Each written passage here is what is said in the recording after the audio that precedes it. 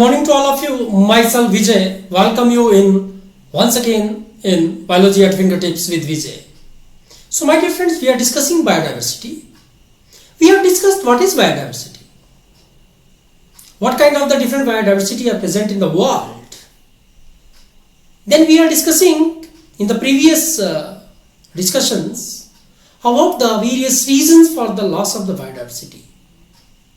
Now I am going to tell you, if the biodiversity is getting extinct from this earth, इस धरती से जो जैविक विविधता है, जो स्पीसीज है, वे विलुप्त होती जा रही हैं, तो it must be our duty to conserve the biodiversity. How we can conserve the biodiversity? It is the topic of our discussion in this lecture. So let us discuss.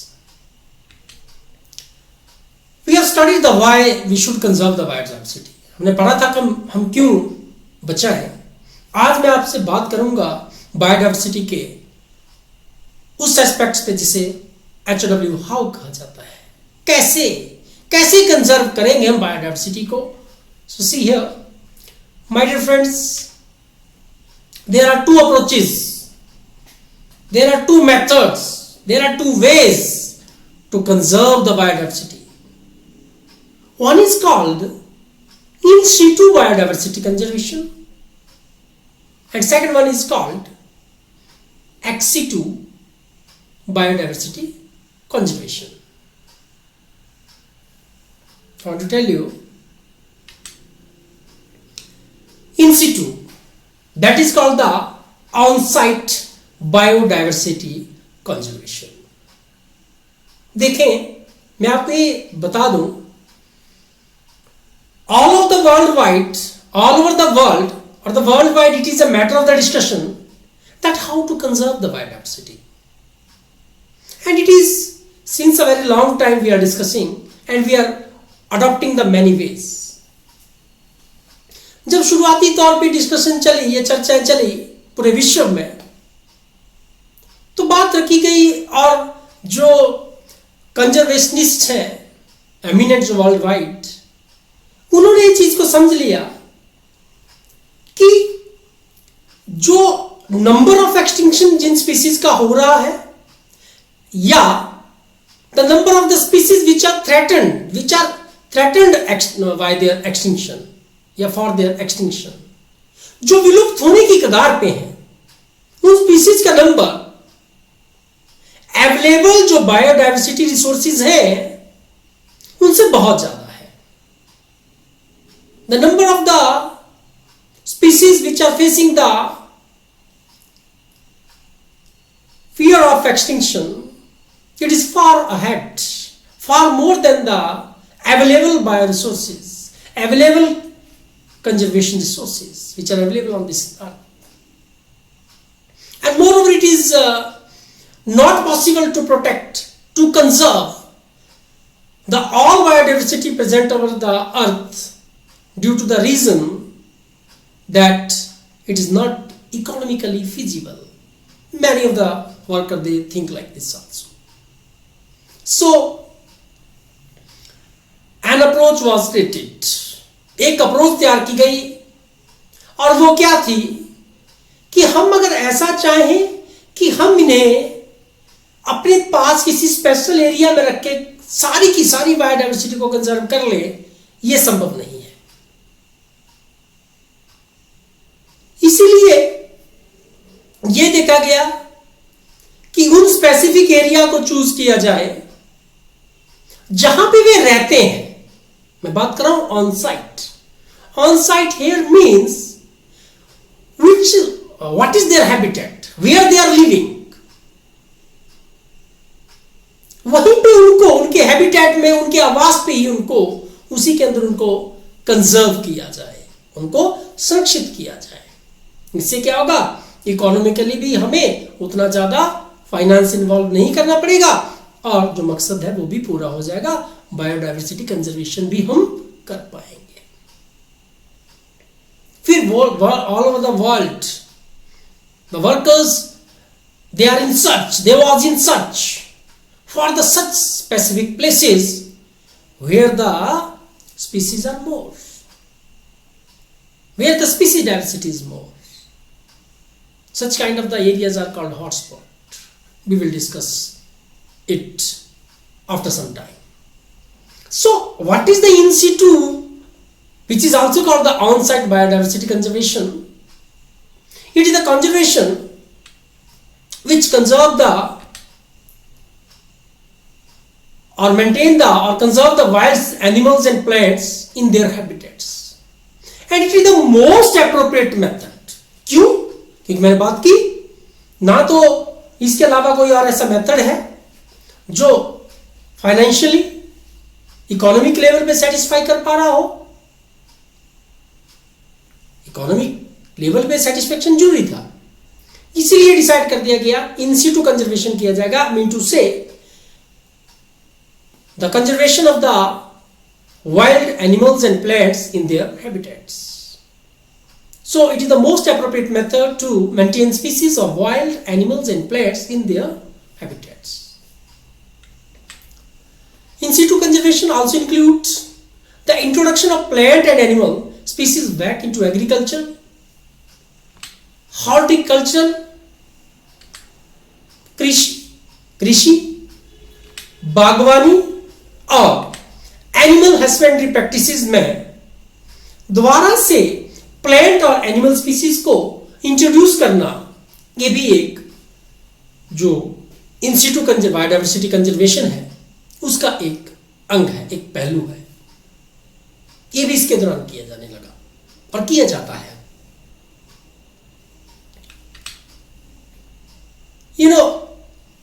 जैसा मैंने आपसे बोला कि साइंटिस्ट उन एरियाज की खोज में निकले जहां पे बहुत ज्यादा स्पीसीज रिचनेस है। हम चाहते क्या है कि इस धरती से जो स्पीसीज है वे विलुप्त ना हो, वे एक्सटिंक्ट ना हो। तो उन एरिया को चूज किया गया वर्ल्ड वाइड जहां पे स्पीसीज रिचनेस बहुत ज्यादा थी, उसका जो डिग्री था, उसका जो लेवल था वो बहुत ज्यादा था। और दूसरा, very high degree of endemism. What is this endemism? Endemism का मतलब है एक स्पेसिफिक जोन जहां पे स्पेसिफिक स्पीसीज पाई जाती हैं, वे दूसरे एरिया में नहीं पाई जाती हैं। ऐसी कोई भी स्पीसीज जो किसी एक स्पेसिफिक एरिया में पाई जाती है और दूसरी जगह नहीं पाई जाती हैं, वो एंडेमिक स्पीसीज कहलाती हैं। उनको बचाना तो बहुत ही जरूरी है। अगर उस एरिया में अगर कोई ड्रास्टिक चेंज आता है और हम उसे कंजर्व नहीं करते हैं, तो हो सकता है in future these organism they will be no more on the earth. ये तो एकदम ही गायब हो जाएंगे। बाकी ऐसे ऑर्गेनिज्म है जो वर्ल्ड वाइड पूरी धरती पे पूरे वर्ल्ड में पाए जाते हैं। अगर एक एरिया से वो एक्सटिंक्ट हो जाएंगे, विलुप्त हो जाएंगे, तो we will introduce them from the other place. पर जो एंडेमिक होते हैं, जो किसी स्पेसिफिक रीजन में पाए जाते हैं, उन्हें अगर वे विलुप्त हो गए उस एरिया से, तो दूसरे में तो होंगे ही नहीं, तो हम उनको कंजर्व भी नहीं कर पाएंगे। So the hotspot are the regions with very high level of species richness and high degree of endemism. Worldwide, initially 25 such kind of the hotspots they had been identified. What now at present? They are 34. That means 9 more added to the number of hotspots. So the total number of the hotspot worldwide, they are 34. And it is very important to note, they are only covering the 2% of the total land area. पूरी धरती जितनी है, अर्थ है, उसका केवल मात्र 2% जो क्षेत्र है उसको ही, उसके ऊपर ही ये पाए जाते हैं। बहुत बड़ा स्पेस नहीं इन्होंने कवर किया है। पर अगर इनकी स्पीसीज रिचनेस देखे, that is tremendous, that is great. So they must be our focus point, they must be the points where we should concentrate. And moreover, one more thing I want to tell you, it is very well known that now the conservationists have worked a lot and they have found it that if we concentrate on the hotspots, then what is the rate of the extinction today? If we concentrate on that hotspots, but for the conservation purposes, then the extinction जो आज चली हुई है, that was reduced by 30%. 30% जो extinction है वो कम हो जाएगी. सो वी मस्ट, तब तो बहुत जरूरी है कि हम हॉटस्पॉट्स पे वर्क करें. In India the biodiversity of India, it was covered by the 3 hotspot. One is Western Ghat and Sri Lanka, Pachchimi Ghat or Sri Lanka, Western Ghat and Sri Lanka. Second one is Indo-Burma, and third one is Himalaya. We are living in the Himalaya.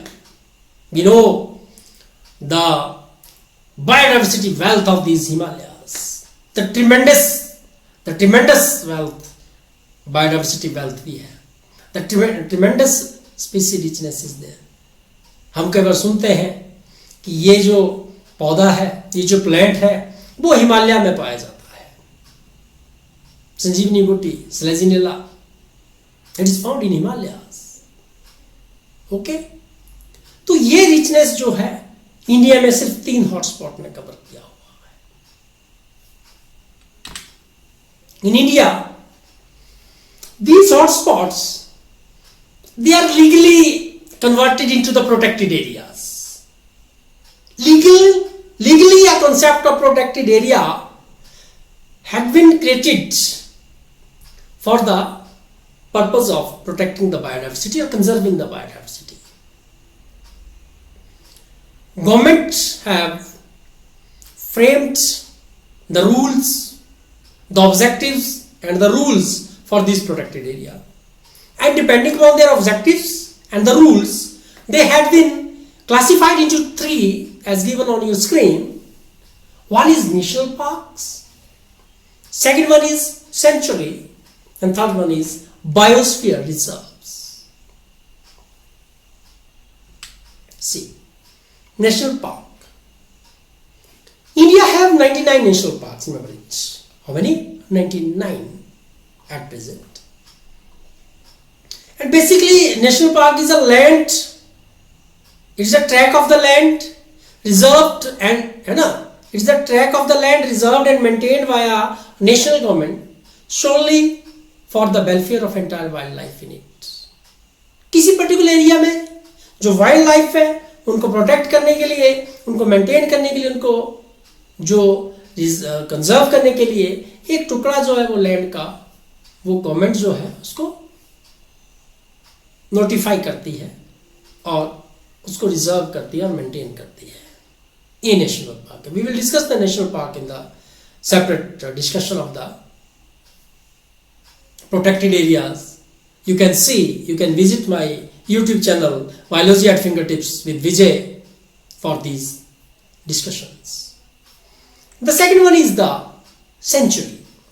In India there are 448 wildlife sanctuaries are there, and sanctuaries and specific area which is reserved for the conservation of the animals only. You might have visited the Shikari Devi sanctuary. शिकारी देवी मंदिर है ना, माता शिकारी देवी का मंदिर है हिमाचल में. वहां पे जो एरिया है, you will see the scenic beauty of that particular area. The scenic beauty, it is maintained by the laws of the government, and many more species, many species of the plants and the animal, they are conserved in that particular area. They are getting conserved. And the third one is the biosphere reserve. In India there are total 14 biosphere reserves are there. Biosphere reserve is a modern approach basically. मैं बोल रहा हूं कि आप मेरे in discussion के लिए मेरा YouTube चैनल देखें. I will upload the videos regarding this. Biosphere reserve एक स्पेसिफिक एरिया होता है बेटा, जहां पे मल्टीपल यूज जो है वो अलाउड है. Multiple use of the land is allowed. It is divided into Jones.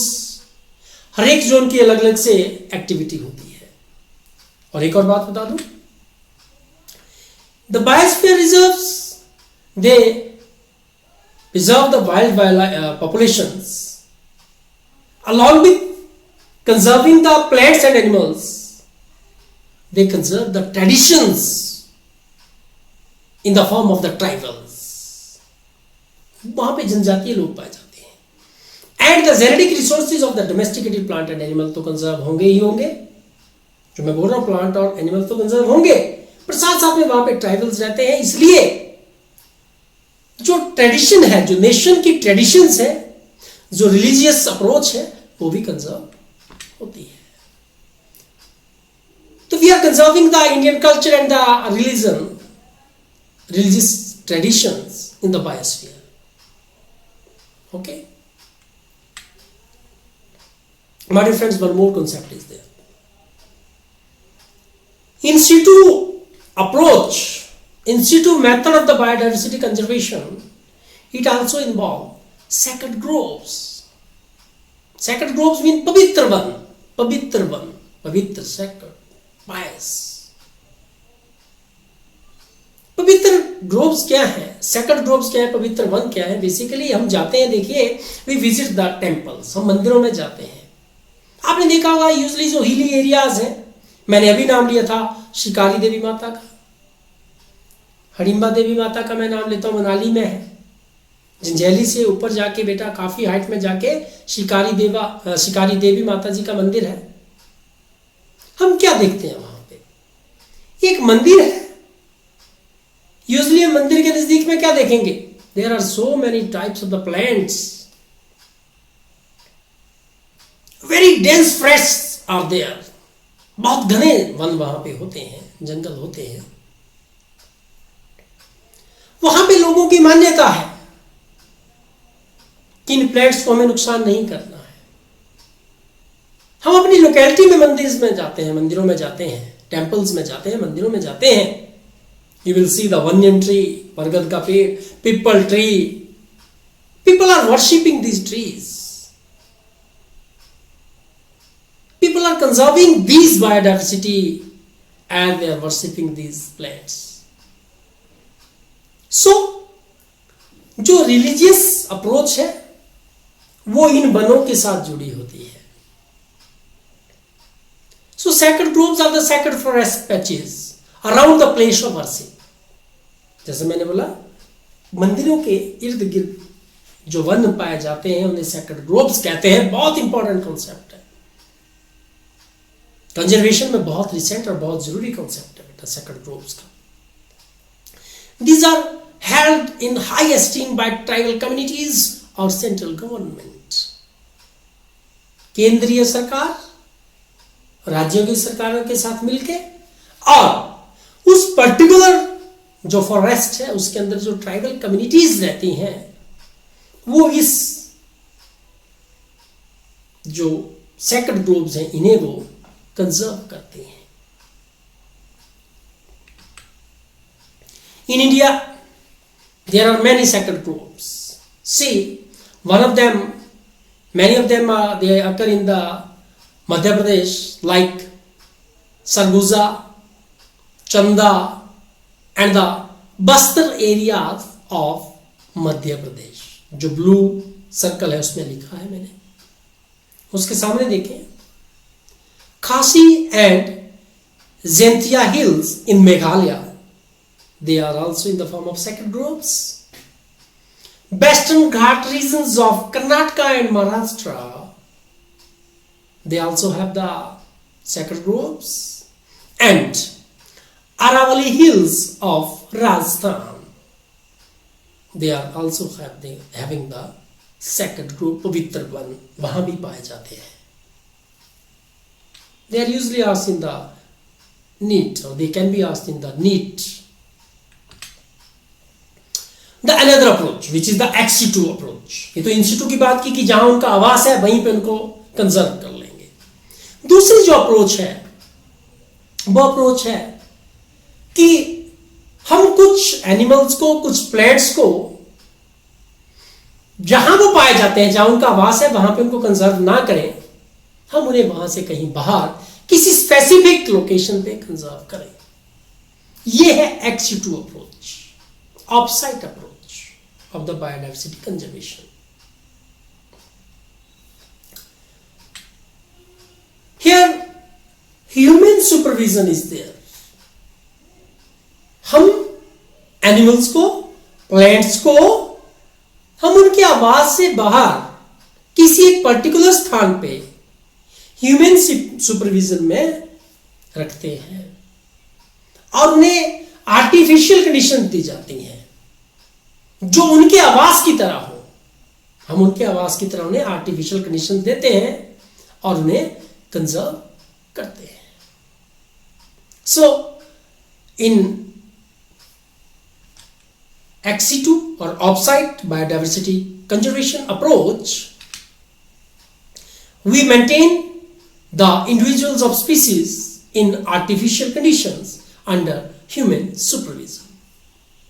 One of them you have seen, might have visited, and it is the zoological park, so-called zoo, botanical garden. We have discussed the zoological park, zoo, botanical garden in 10+1. You can see that lecture also. You can see that discussion on my YouTube channel also. And one more is wildlife safari. आप गए होंगे, तो आप इनमें से कहीं ना कहीं तो गए होंगे, जू में गए होंगे, बॉटेनिकल गार्डन में गए होंगे, वाइल्ड लाइफ सफारी में गए होंगे। Besides, they are the source for our amusement. ये हमारे मनोरंजन का स्रोत भी है। What their primary aim is to conserve those particular animals and plants. Zoological park, you have seen. Zoological parks are अब बात आती है कि कौन से एनिमल्स रखे जाएं। आप किसी भी एनिमल को रख दीजिए। आपके पास काऊ है, बुफेलो है, डॉग है, आप उनको रख लीजिए क्या? नहीं। Then it is the basis of the money. It is the basis of the conservation approach. ये ठीक है क्योंकि अभी तक ये जो जितने भी एनिमल मैंने नाम लिया, cow, buffalo animal and dog is there, cat is there, they are not facing the threat of extinction. ये विलुप्त होने की कगार पे नहीं है। हम उन स्पीसीज को यहां पे रखेंगे जो थ्रेटनिंग फेस कर रही है एक्सटिंक्शन की, जो विलुप्त होने की कगार पे है। And zoological parks are continue to maintain the extinct animals. It has advanced beyond keeping threatened species. तो अब तो ये मेंटेन कर रहे हैं जो एनिमल विलुप्त होने जा रहे हैं। थ्रेटन स्पीसीज से भी ऊपर का कॉन्सेप्ट अब इसमें जोड़ दिया गया है। You might have studied the concept of the different species on the basis of the conservation strategies. Threatened, extinct, likely to be extinct. और नहीं किया है, मेरे YouTube channel The Biology at Fingertips with Vijay, kindly go to that. I will upload the videos on that. So the zoological parks, they are continuing, you can see the various extinct animals. They are continue to maintain these extinct animals, and it has advanced beyond keeping threatened species. जैसा मैंने कहा, तो जो likely to be extinct है उन्हें conserve करना है, उन एनिमल्स को हम रखते हैं, बाकी नहीं। Threatened species are the most primary concern of the zoological parks.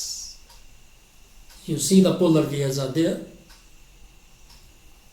They can be conserved in the zoological park. One more. The cryopreservation is one more approach of the ex situ conservation. यहां पे क्या किया जाता है?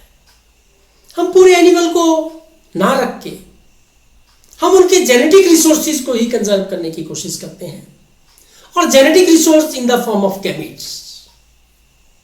Cryo word, whenever is there, it means very cold temperature, which is maintained by the liquid nitrogen. I think you might have listened about the cryo. Cryo means very low temperatures, very low temperature, -183 degrees centigrade, and it can be maintained with the help of liquid nitrogen. आप याद रखें इस बात को. कई बार आप कुछ एक व्हीकल्स मूव करते हो देखते हैं, उस पर लिखा होता है लिक्विड नाइट्रोजन हाईली इन्फ्लेमेबल। वो जो लिक्विड नाइट्रोजन है वो -183 डिग्री सेंटीग्रेड टेम्परेचर को मेंटेन कर लेते हैं, और वहां पे हम प्रिजर्व करते हैं किसको, जो गैमीट्स है किसके बेटा, थ्रेटन स्पीसीज के। तो gametes of the threaten species can be preserved in viable and fertile condition for a long period using cryopreservation techniques. These gametes can be preserved there, or these are the gametes of threatened species. See now, one more technique is there. This is the plant tissue culture. The plant which is facing the threat of extinction, okay, their parts, they were taken and they were grown on culture medium in vitro, cell से बाहर। हम in vitro में क्या करेंगे, तैयार करेंगे, उनको grow करेंगे कल्चर मीडियम पे, फिर उनके प्रोपेग्यूल्स को हम फील्ड में शो करेंगे, उनको हम वहां पे ग्रो करेंगे। और eggs can also be, the animals eggs can also be fertilized in vitro. इस तरह से plant tissue culture, it is also a technique used in case of the ex situ approach of the biodiversity conservation. One more approach is there, which is the seed bank. Usually seeds of the various plant species as the genetic resource or genetic strains of the different plant species, अलग अलग से जो plant species हैं उनको conserve करने का काम seed bank किया करते हैं। कमर्शियल लेवल पे प्लांट्स को फिर सीड बैंक में रखा जाएगा, जरूरत पड़ने पे समय स्पेस पे हम ग्रो करते रहते हैं, तो लंबे समय तक हम उन्हें कंजर्व कर लेते हैं। आप देखेंगे last two last year Himachal Pradesh में the centre for genetic diversity और बायोडाइवर्सिटी कंजर्वेशन, जिसका ऑफिस शिमला में है, इन्होंने ऐड निकाली थी, एडवर्टाइजमेंट निकाला था और समय समय पे निकालते हैं, और उसमें कहा गया था कि जो व्यक्ति चाहता है कि वो सीड ग्रो करने के लिए ले जाए ऐसे चावल का, ऐसे राइस का जो बहुत पुराने समय में उगाए जाते थे, उन्हें फ्री ऑफ कॉस्ट सीड दिए जा रहे थे। व्हाई? और ये कहा जा रहा था कि उन्हें फ्री ऑफ कॉस्ट दिए जाएंगे, वो सीड लगाएं। उसके बाद करना क्या है कि उन्होंने वहां पे कुछ एक अमाउंट जो सीड का है वो वापिस करना होता है। Why? To conserve the seed, to conserve the genetic diversity in the form of seed. So this is the concept of seed bank. Such seed banks have been maintained in India also. My dear friends, there is no political boundary, there is no national boundary, there is no line which is saying that these people are not facing, the biodiversity of that particular country is not facing the threat of extinction. It is worldwide problem. So whole of the world is working on that, and it was the year 1992 when the Earth Summit, which was held in Rio de Janeiro in Brazil, वहां पे ये सम्मेलन हुआ था। वहां पे जो conservationist थे पूरे वर्ल्ड के, उन्होंने डिस्कशन किया और कुछ उद्देश्यों को निर्धारित किया, कैसे कंजर्वेशन किया जाए। उसके बाद after 10 years, it was the year 2002 when 190 countries from whole of the world, they meet at Johannesburg in South Africa, और उस सम्मेलन का नाम था the world summit. And in this summit it also stresses on the importance of preservation of biodiversity. and the data from the worldwide we have now says that by the 2010 and today at 2020 we are doing well to conserve the biodiversity. What is it is not enough so. जिस rate पे हमें करना चाहिए हम नहीं कर रहे हैं. We should move with more energy, with more dedication to conserve the biodiversity. So this is all for the biodiversity conservation methodology, methods. It's a little bit discussion with you people. Kindly also refer to the NCERT book. We will meet with you in the another one discussion with more concepts. Till then, bye to all. Kindly subscribe my YouTube channel Biology at Fingertips with Vijay and press the bell icon for more and more notification for the new videos. Till then, bye to all. Thank you.